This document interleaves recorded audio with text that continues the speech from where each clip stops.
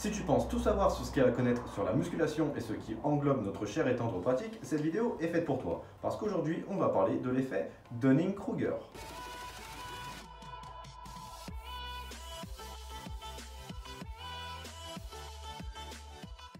Hello tout le monde, j'espère que vous allez bien. Alors aujourd'hui, comme j'ai dit juste avant, on va parler ensemble de l'effet Dunning-Kruger. Alors ne t'inquiète pas, je vais t'expliquer de quoi il s'agit. Ne t'inquiète pas, ça va bien se passer. Mais avant ça, je t'en serais vraiment, mais alors vraiment reconnaissant de laisser un petit like sous cette vidéo et de t'abonner si ce n'est pas déjà le cas. C'est comme ça que cette chaîne pourra se développer sur le long terme et vous proposer toujours plus de contenu. Alors maintenant, arrêtons de parler chinois et voyons ce que c'est ce fameux effet Dunning-Kruger.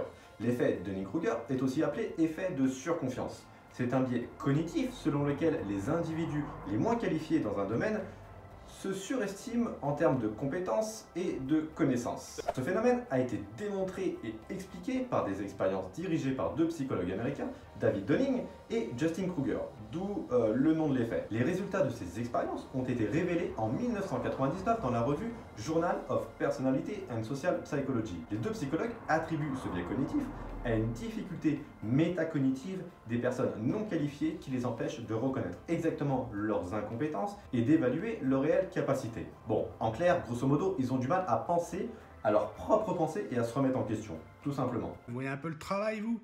Qu'est-ce que c'est que ce bordel? En conséquence, et par opposition, les personnes les plus qualifiées auraient tendance à sous-estimer leur niveau de compétence et penseraient à tort que des tâches faciles pour elles le sont aussi pour d'autres. Ben ouais, logique.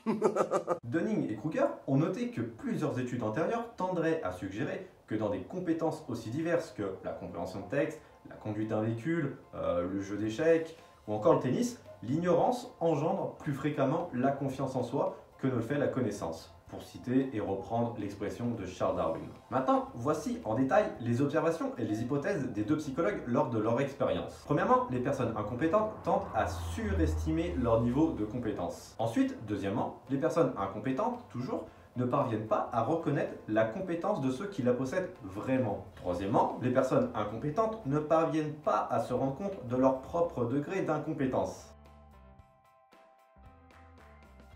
Mais par contre, si une formation de ces personnes mène à une amélioration significative de leurs compétences, elles pourront alors reconnaître et accepter leurs lacunes antérieures. A noter qu'en ce qui concerne le public testé, il s'agissait de jeunes étudiants en psychologie dans l'université de Cornell.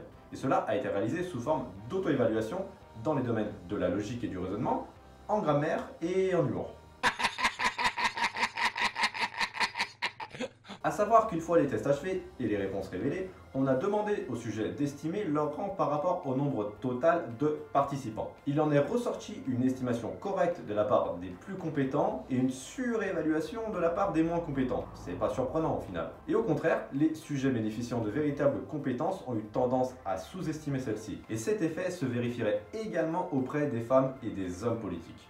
Bande de connards! Et aussi, malheureusement, cet effet pourrait être la cause principale d'erreurs en termes de diagnostics médicaux, soit environ 30% d'erreurs dans ce domaine. C'est quand même beaucoup, non?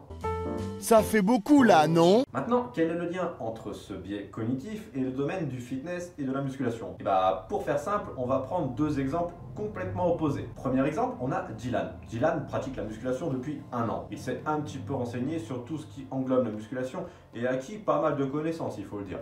Donc jusqu'à là, tout va bien. Les problèmes commencent lorsque Dylan va prendre conscience qu'il pourrait éviter d'aller travailler chez Burger King le week-end en gagnant de l'argent en vendant des programmes d'entraînement. Argent facile. À ce moment-là, il va se dire pourquoi pas moi? Et dans le fond, bah, il a raison, c'est tout à fait louable et respectable d'avoir l'ambition de devenir indépendant financièrement. Par contre, ce qu'il ne sait pas, c'est justement qu'il ne sait pas tout et qu'il lui reste encore beaucoup de choses à apprendre. Et ça, bah, il ne veut pas l'entendre.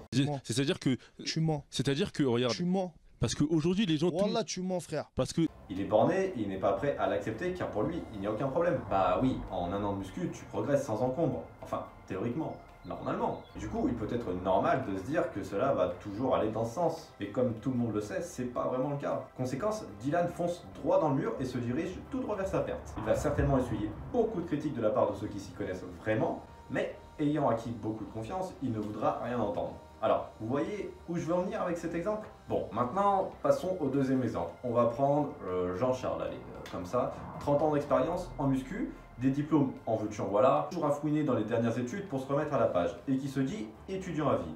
Contrairement à Dylan, il cherche sans cesse à apprendre et à développer ses connaissances. Et toujours, contrairement à Dylan, il aime en apprendre tous les jours et se remettre en question sur tout ce qu'il sait. Ce qui en fait, contrairement à Dylan, encore, très certainement, un excellent coach qui fera progresser ses élèves sur le long terme.